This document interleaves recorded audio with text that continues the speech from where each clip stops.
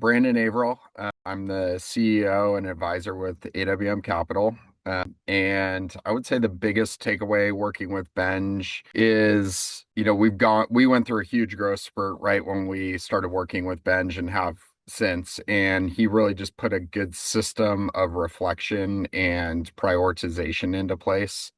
And I think he saw through kind of the cookie cutter stuff that we tried to do before and really brought the element of like our culture into that process. So I'd say that's been the biggest takeaway, the biggest benefit. I think it was somewhat kind of fortuitous, the timing of meeting Benj. So I first interacted with him at a dimensional conference, heard him present, and my brother would say I'm definitely the skeptic in the room, but just resonated with his message and what he was trying to do.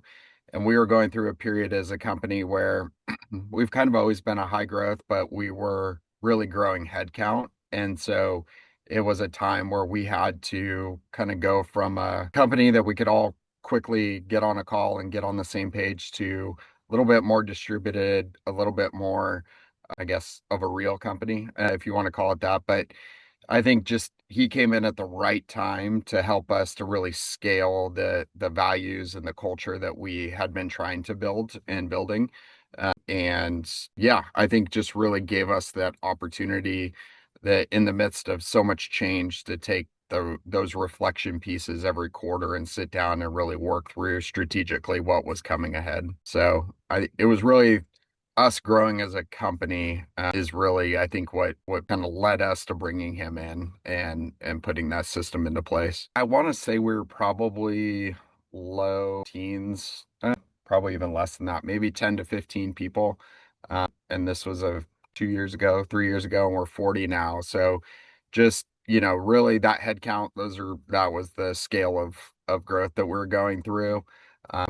And I mean, we had tried to implement like EOS early on when we were a three-person team and tried to kind of really implement some of those systems. So I think for a variety of reasons, it kind of didn't take at that time. And so I think we knew we needed some structure, but we also knew that we didn't just want to go get something off the shelf. We needed somebody that saw who we were and could help us through this. And so I would say that's the other big part is like I don't view Benj really. I mean, he cares for us as much individually as people as he does for the company and what we're putting into place. And so I think there was just a high level of trust bringing somebody like that in.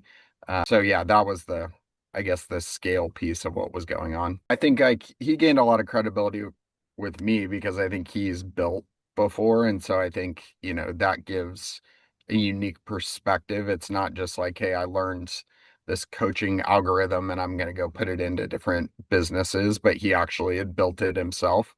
Uh, I mean, I know he's lost the beard now, but it was also like it wasn't informal, but it was sort of like, hey, I'm not just like this corporate, implementer type deal. I think we kind of just really resonated with who he was as a human super early and then found out later like we actually have very similar worldviews.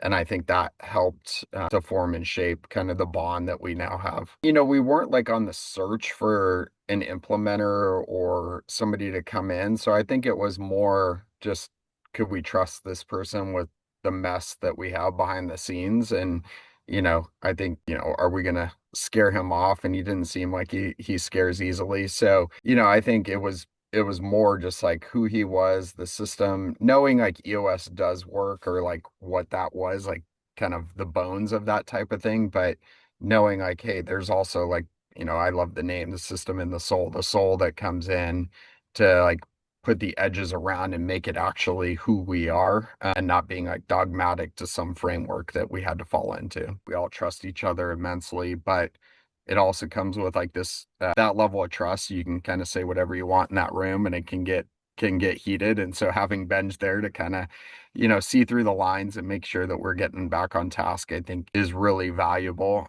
And then we did bring in a fifth person to the leadership team during this kind of last year.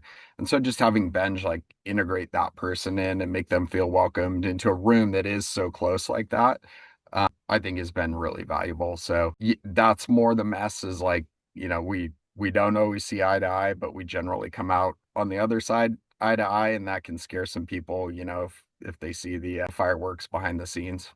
I mean, I think it's a big commitment. It's a big commitment financially. It's a big commitment to bring a trusted person into the room. And so I think to us, it was risky. It's not like it was just a risky endeavor to have somebody come into a room and potentially influence the future of your business. And then to make the commitment to show up and do it. The time commitment, it just like it's a day out of the office, a day and a half out of the office. It's often traveled to do so, etc.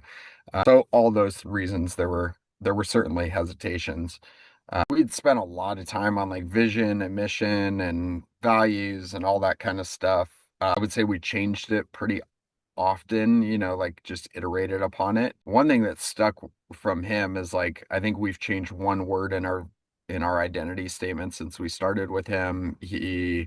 I think from a values standpoint, really helped us to lock down like, okay, here are the North Star pieces of who you guys are, and as you build out a team, this is really what you need to emphasize. So I would say those were pretty monumental, like just having that identity statement and then having the values like really well articulated and how to kind of make decisions through those lenses has been really helpful. And then I think just like the process of diagnosing all of the things that we want to try to accomplish and then breaking those down into pieces and saying like, okay, yeah, that's a worthwhile pursuit. It's just not now.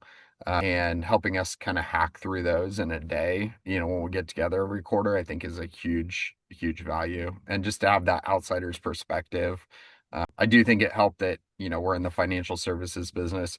He'd done some work with a firm that we respected, and I think that helped as well, to know like he knows our world beyond just normal business as it goes. I would say, the tangibles, we definitely have a structure for how we meet, how we try to diagnose problems, how we solve, we go through things. It is far from perfect. We are definitely not the poster child for the system, but I would say it like, we follow this regular cadence and we super value the time that we get to spend with Benj on a quarterly basis and that leadership. Like that is, I would say, where the true values come out. But, even our teams, like all the individual team meetings, everybody follows a similar structure that, Benj really helped us land upon. And I think that kind of framework has just really helped to bring structure to how we go about things, how we communicate with one another.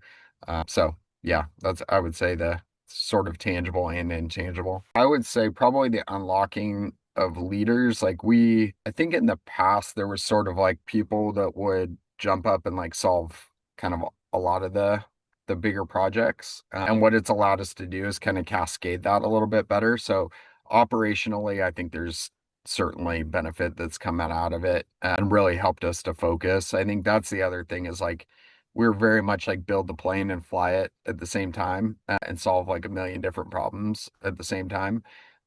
And not always to completion.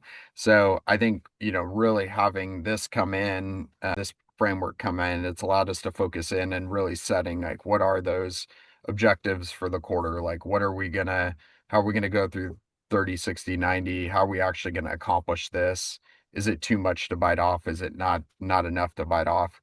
Uh, and I think operationally that has to have benefited us and helped us to move quicker than we otherwise would have. For me, it's been awesome, just in the sense of like it's an opportunity to get together, and I think it's more like that project-based type stuff and have confidence. Like, hey, if we really outline what this objective looks like I can take a step back and I'll have to be sort of in the weeds of it, and then you get regular updates and accountability towards how we're actually progressing through. I think that's been really helpful.